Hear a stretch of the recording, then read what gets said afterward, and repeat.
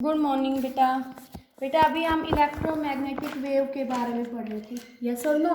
तो electromagnetic wave क्या थी? देखो मैंने तुम्हें ये बताया कि जो लाइट है ये हमारे पास टाइप है इलेक्ट्रोमैग्नेटिक वेव की।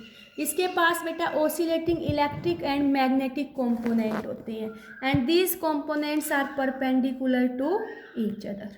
ओके, फिर मैंने तुम्हें बताया बेटा कि इलेक्ट्रोमैग्नेटिक वेव के पास इलेक्ट्रिक एंड मैग्नेटिक कंपोनेंट होती है and these are perpendicular to each other and these are also perpendicular to the direction of propagation of wave. Yes और नो। तो हम इसी कुछ इंपॉर्टेंट पॉइंट्स पढ़ते हैं। तो बेटा फर्स्ट पॉइंट, जितनी भी हमारी इलेक्ट्रोमैग्नेटिक वेव्स होंगी they will travel with speed of light, that is 3 × 10⁸ metre per second and they do not require any medium for its propagation. ठीक है। थर्ड पॉइंट हमने देखा इलेक्ट्रोमैग्नेटिक वेव के पास क्या होगा, इलेक्ट्रिक फील्ड होगा और मैग्नेटिक कंपोनेंट होगा। These components are oscillating perpendicular to each other and also perpendicular to the direction of propagation of wave। तो उसको हमने क्या बोल दिया, उनको हमने बोला बेटा इलेक्ट्रोमैग्नेटिक वेव। ठीक है। अब हम पढ़ेंगे इलेक्ट्रोमैग्नेटिक स्पेक्ट्रम के बारे में। किसके बारे में पढ़ेंगे हम? Electromagnetic spectrum. तो इलेक्ट्रोमैग्नेटिक स्पेक्ट्रम क्या होगा? देखो इलेक्ट्रोमैग्नेटिक स्पेक्ट्रम, इलेक्ट्रोमैग्नेटिक स्पेक्ट्रम क्या होगा? Arrangement of various types of. अब बच्चे सोचेंगे various types of electromagnetic radiations. तो भाई इलेक्ट्रोमैग्नेटिक वेव कौन कौन सी होती है बेटा? अभी बताऊंगी आगे। पहले इलेक्ट्रोमैग्नेटिक स्पेक्ट्रम देखो क्या होगा। Arrangement of various types of electromagnetic radiation, electromagnetic radiation in the order of increasing frequency or decreasing wavelength। तो उसको हम क्या बोलेंगे? Electromagnetic spectrum. ठीक है। तो इलेक्ट्रोमैग्नेटिक स्पेक्ट्रम क्या है हमारे पास? Arrangement of various types of electromagnetic radiation in the order of increasing frequency या डिक्रीजिंग वेवलेंथ। बेटा ये इसका मीनिंग क्या हुआ? देखो कुछ समझ में नहीं आया। तो अभी तुमने क्या पढ़ा था? स्पीड ऑफ लाइट क्या था? डिस्टेंस अपॉन टाइम, तो लैम्डा अपॉन टी। हाँ पढ़ा था ना बेटा। स्पीड किसके इक्वल थी? Distance upon time. तो सी यहाँ पे क्या है? Speed of light. ध्यान से देखना, स्पीड ऑफ लाइट। लैम्डा क्या थी यहाँ पे? वेवलेंथ। और टी क्या था? Time period. यस और नो। फिर तुमने फ्रीक्वेंसी पढ़ी थी, न्यू। फ्रीक्वेंसी क्या थी? 1 अपॉन टाइम पीरियड। तो न्यू क्या है? फ्रीक्वेंसी। टी क्या है? Time period. ठीक है। इसको इक्वेशन सेकंड बोलो। Put value of equation second in first. तो यहाँ से हमें क्या मिलेगा? C is equal to nu lambda. Yes और नो। तो यहाँ से हम इसको क्या लिख सकते हैं बेटा? न्यू इज इक्वल टू C/लैम्डा। न्यू यहाँ पे क्या थी? न्यू थी हमारी फ्रीक्वेंसी। लैम्डा क्या थी? वेवलेंथ। अब बेटा देखो फ्रीक्वेंसी बढ़ेगी तो वेवलेंथ घटेगी। यस और no. Frequency is inversely proportional to the wavelength. Frequency बढ़ेगी तो वेवलेंथ घटेगी, तभी मैंने लिखा इंक्रीजिंग फ्रीक्वेंसी या डिक्रीजिंग वेवलेंथ। ठीक है। तो उसको हम क्या बोलेंगे? Electromagnetic spectra. देखो बेटा इलेक्ट्रोमैग्नेटिक वेव्स कौन कौन सी होंगी? जैसे radio wave, microwave, infrared, visible, UV, x ray, gamma ray, और कॉस्मिक रे, गामा रे और cosmic ray, these are the electromagnetic wave. अब बेटा देखो, अगर हम बात करें कि हम रेडियो वेव टू कॉस्मिक रे जाएंगे तो वेवलेंथ डिक्रीज होगी। बेटा वेवलेंथ डिक्रीज होगी तो फ्रीक्वेंसी इंक्रीज होगी। क्यों? क्योंकि हमें पता है nu is equal to C by lambda. अगर फ्रीक्वेंसी बढ़ेगी तो वेवलेंथ घटेगी। यस और नो? क्लियर हुआ भाई? अब सभी बच्चों को ये तो क्लियर हो गया होगा इलेक्ट्रोमैग्नेटिक वेव्स क्या होती हैं। तो इलेक्ट्रोमैग्नेटिक वेव्स क्या होती हैं? These are the waves which have both electric component and magnetic component which is perpendicular to each other and also perpendicular to the direction of propagation of wave। फिर मैंने तुम्हें उसके कुछ पॉइंट्स बताए। तो बेटा फर्स्ट पॉइंट, जितनी भी इलेक्ट्रोमैग्नेटिक वेव होंगी they will travel with speed of light. Second, these waves do not require any medium for it's propagation, किसी भी मीडियम की जरूरत नहीं होगी। Third point, these waves have electric and magnetic component which are perpendicular to each other and also perpendicular to the direction of propagation of wave। फिर हमने electromagnetic spectrum पढ़ा, उसमें हमने क्या किया? Arrangement of various types of waves either in the order of increasing wavelength या decreasing frequency. ठीक है। अब बेटा अब हम पढ़ेंगे प्लैंक्स क्वांटम थ्योरी के बारे में। ठीक है। Now we will study about Planck's quantum theory. It was given by a scientist Planck। ठीक है। तो Planck's quantum theory में क्या कहा गया?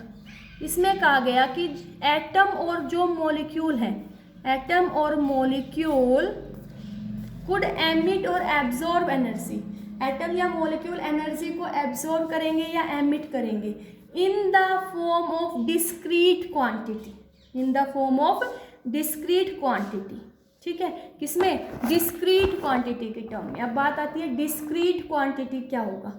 यस और नो? बेटा देखो, जैसे तुम्हारे पास ये कोई बंदा ए, ये बी, अब इस ए बंदे के पास बेटा 10 का नोट है, 20 का, 50 का, 100 का और 2000 का। अब इसने इस बंदे से इसने कोई 1000 रुपये की चीज़ ली, तो अब इसको 1000 रुपये देने हैं, तो ये ऐसा तो नहीं करेगा इस 2000 रुपये के नोट को फाड़ के इसको दे देगा, नहीं करेगा ना। यस और नो? नहीं करेगा ना ऐसा। क्यों? क्योंकि ये हमारे पास डिस्क्रीट क्वांटिटी है। कैसी है? डिस्क्रीट है। ओके, तो समझ आया ना डिस्क्रीट का मीनिंग? तो क्या एटम्स और मॉलिक्यूल्स कुड एमिट और एब्जॉर्ब एनर्जी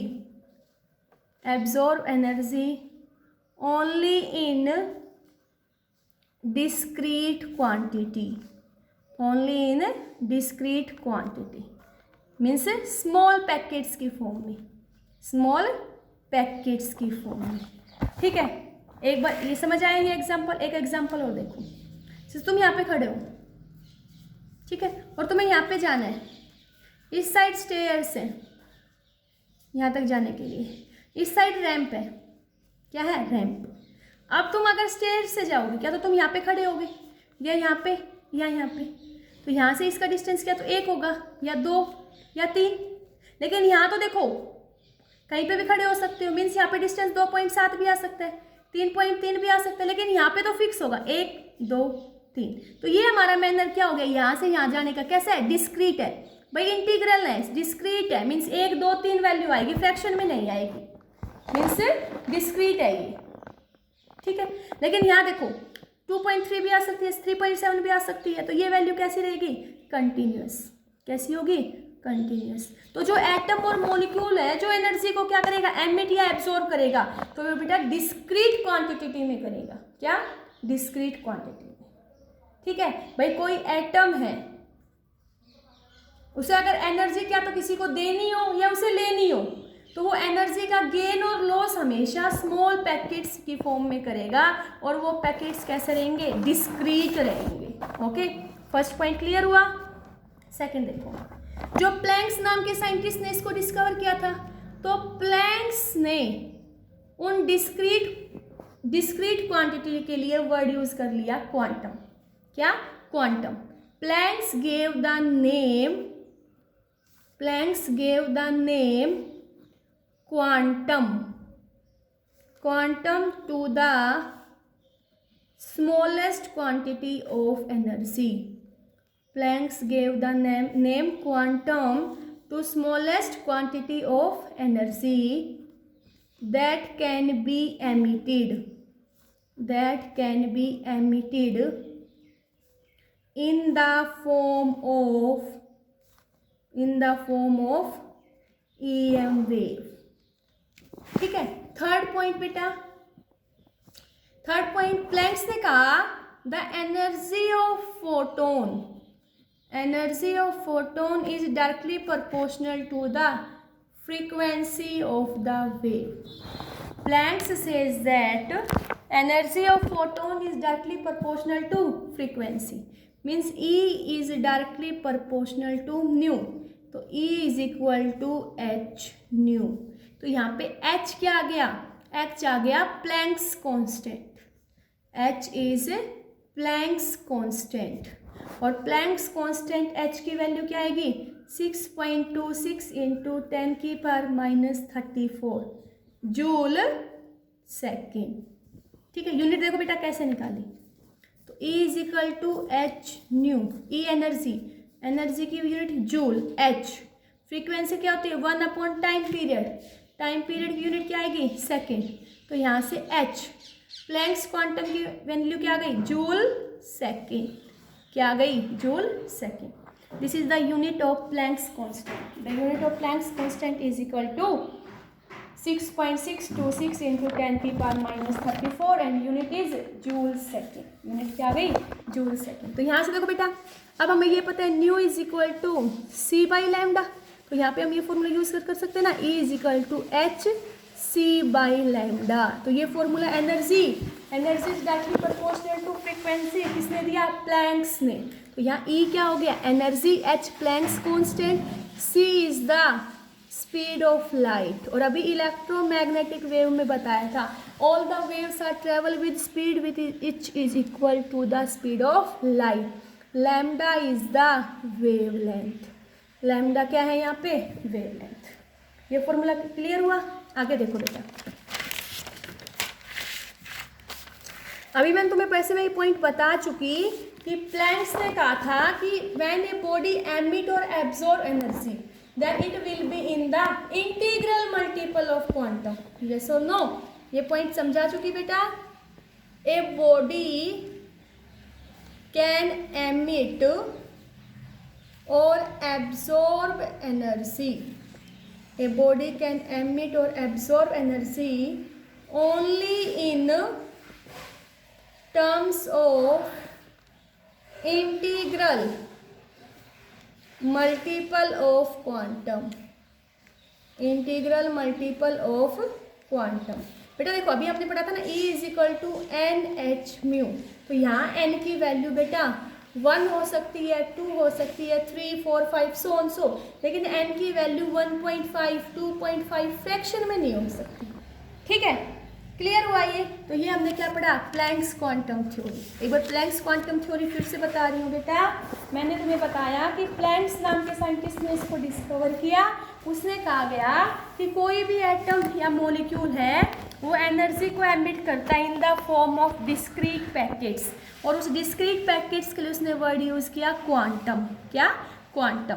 जो एनर्जी होती है इस फोटोन की वो डायरेक्टली प्रोपोर्शनल होती है फ्रीक्वेंसी के. तो E is directly proportional to new.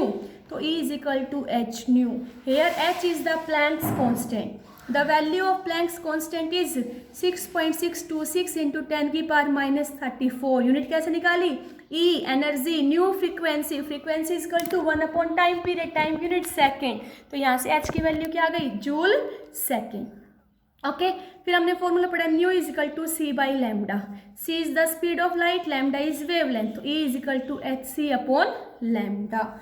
उसके बाद देखो बेटा इसमें बताया गया कि कोई बॉडी एमिट करेगी या एब्जॉर्ब करेगी एनर्जी को, वो हमेशा इंटीग्रल मल्टीपल होगा क्वांटम का। ठीक है बेटा, कभी भी ऐसा नहीं होता कि हम यही बोलते भाई 1 फोटोन एब्जॉर्ब किया, 2 फोटोन एब्जॉर्ब किए, 3 फोटोन एब्जॉर्ब किए। हम कभी ऐसा नहीं बोलते कि 1.5 फोटोन एब्जॉर्ब किया, 2.5 फोटोन एब्जॉर्ब किया, बिकॉज एनी एटम और मॉलिक्यूल जो है it can emit energy, either emit energy in the form of discrete small packets, and these small packets are known as quantum by Planck's। ठीक है, और उसने क्या कहा, energy is directly proportional to frequency.